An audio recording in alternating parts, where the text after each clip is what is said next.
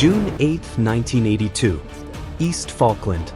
Argentine First Lieutenant Hector "Pippy" Sanchez is flying his A-4 Skyhawk almost at ground level, low enough to skim the rocks and gorse below him. Sanchez is one of 4 Skyhawk pilots forming Mazo flight, tucked in tight formation just above the waves as the coastline nears. Their mission is to strike British forces unloading troops and equipment at Bluff Cove, a heavily defended position along the coast. Their low altitude is keeping them hidden from British radar, but it leaves almost no margin for even a small mistake.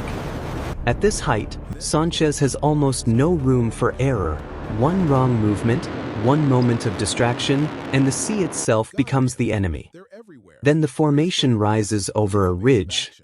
Copy that! Breaking right! Exposed for the first time since they crossed the coastline, silhouetted against the fading sky. His windshield suddenly lights up with tracer fire, streaking past on every side. For a fraction of a second, Sanchez cannot even process what he is seeing. The tracers are already everywhere around him. The British have prepared quickly, positioning anti-aircraft guns in the hills above the landing site, ready for exactly this kind of attack. Sanchez pulls and jinks, throwing his Skyhawk left and right in short, violent movements. Get down! Down!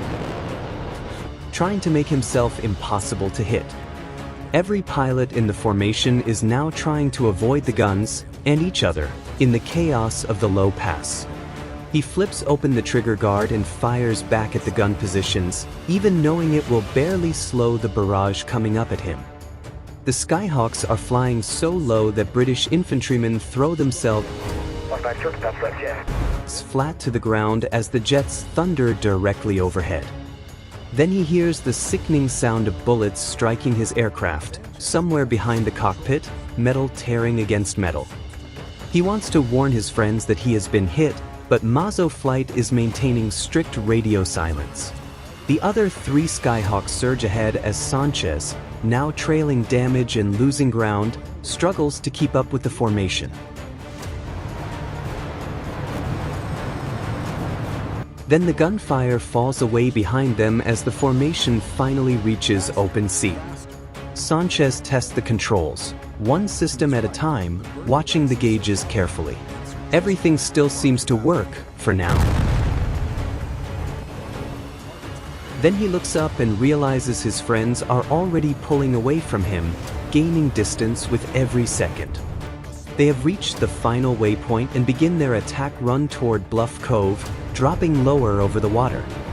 Sanchez scrambles to catch up, pushing his damaged Skyhawk as hard as it will go, desperate not to be left behind. To his right, the burning wrecks of Sir Galahad and Sir Tristram mark the battlefield below, still sending smoke into the evening sky. Then First Lieutenant Danilo Bolzán, flying just ahead of the others, spots something moving in the water ahead. A small Royal Marine landing craft is directly ahead, low in the water, loaded with troops and equipment.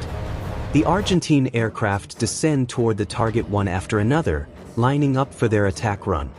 Sanchez arms the 3 bombs carried beneath his Skyhawk.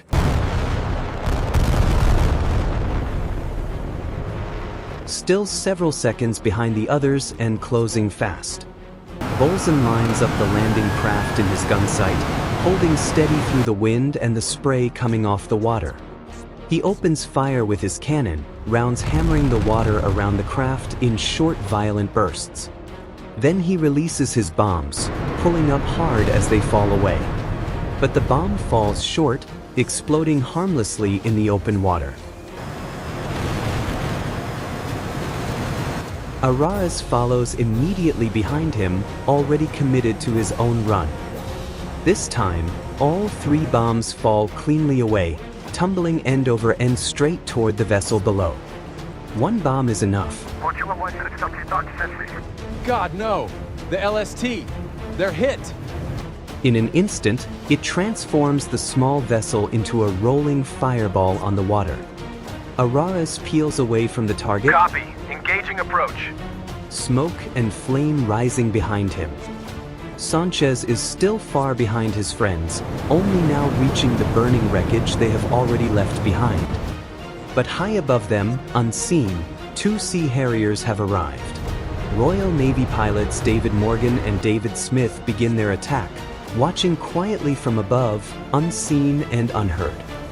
Morgan looks down and sees the landing craft burning on the water below him. Below him, 3 Skyhawks are still racing low across the water, unaware of what is above.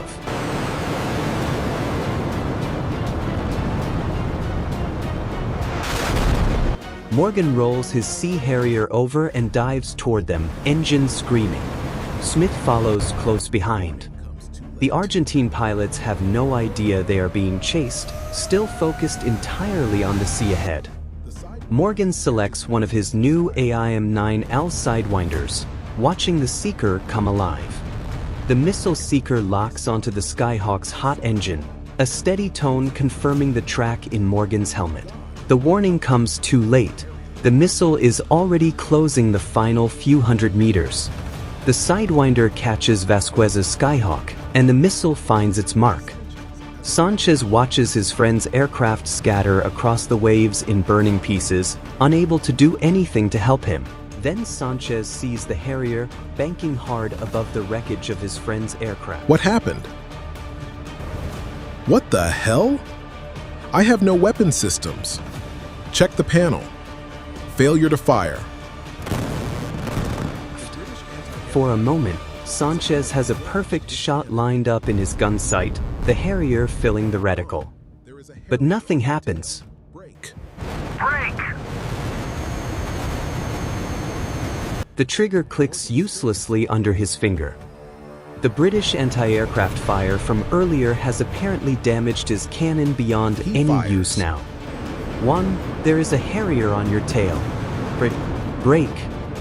Morgan still gets a lock, despite Aurara's breaking hard away in a desperate attempt to escape it. He fires, and the second missile leaves the rail. Aurara's reverses his turn violently, fighting with everything he has to shake the missile off his tail. But the missile follows, correcting instantly with every move he makes, closing the gap with each second. The Skyhawk breaks apart in midair, debris scattering across the water below. Then Sanchez sees a parachute open above the wreckage. Aurara's has managed to eject in time, and for now, against the odds, he is alive. Morgan rolls away from the descending parachute, careful not to fly through it. Bolzán is now dashing away low across the water, the only Argentine aircraft still ahead of the Harriers. Morgan has used both his Sidewinders, and now has only his cannon left. Now Morgan has to finish the fight with his guns alone. Restarting the system now would cost precious seconds he simply does not have in this fight. Bolzán suddenly breaks toward him, turning the chase into a head-on fight. Morgan uses the canopy itself as a reference, aiming by instinct alone without his gun sight. But the rounds fail to bring the Skyhawk down, streaking past its wings without a solid hit. Then the last of Morgan's ammunition is gone. His cannon is now as useless as Sanchez's. He is all yours, old chap. Smith switches back to his remaining Sidewinder, taking over the chase as Morgan breaks off.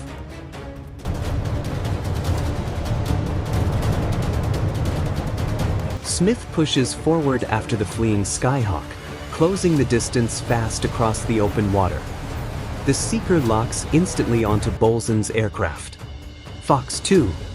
Bolzán throws his Skyhawk into a hard break, trying anything he can think of to survive. But the missile follows, unwavering behind him, closing in through the turn. The Skyhawk goes down, hitting the water in a final burst of spray and fire. Sanchez is now the only Argentine pilot from Mazo flight still airborne, the last of 4. His cannon is gone, his friends are gone, and the Harriers could still return at any moment. Then Sanchez sees something on the horizon, a wall of storm cloud, that may give him a chance. He turns toward the weather, A wall of dark clouds sitting low on the horizon, the only cover left to him now.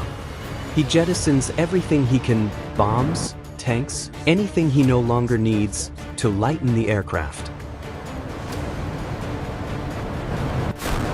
At roughly 50 feet above the ground, he disappears into the storm, swallowed by gray cloud and rain. Morgan searches the gray, empty water below for any sign of another Argentine aircraft, but the storm has swallowed everything in sight. Almost out of fuel, Sanchez radios for help, and the tanker crew refuses to let him go down alone. He lands with nothing left, the last of Mazo flight. Years later, he and Morgan become friends. When Sanchez finally emerges from the weather, he has only about 500 pounds of fuel left, barely enough to stay in the air. The tanker crew could have disconnected the moment things got difficult, cutting their losses. Instead, they make a decision that will save. The runway at Rio Gallegos finally appears through the haze. Sanchez brings his damaged Skyhawk down with almost nothing left in his tanks. He had survived. But Mazo flight, the formation he had flown out with that very morning, had been destroyed around him. Years later, long after the war had ended, Sanchez and David Morgan would meet again, not as enemies, but as friends. As Sanchez put it, "Don't worry, David. We were just doing our jobs."